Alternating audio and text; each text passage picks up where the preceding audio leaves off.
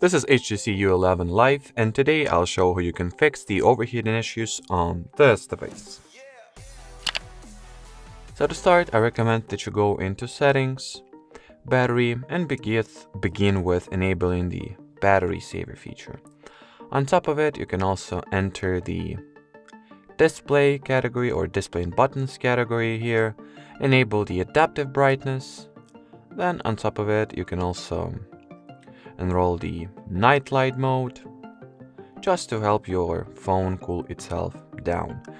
Then in the end of this video, I will also, provide a few advices, or a single advice actually, on how to prevent overheating issues from occurring.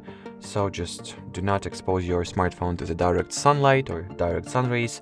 As we all know, light equals heat, and we do not want much heat on our phone, obviously, since if it will be much heat, that means that the device will be overheated, and we are trying to battle it, not increase the problem.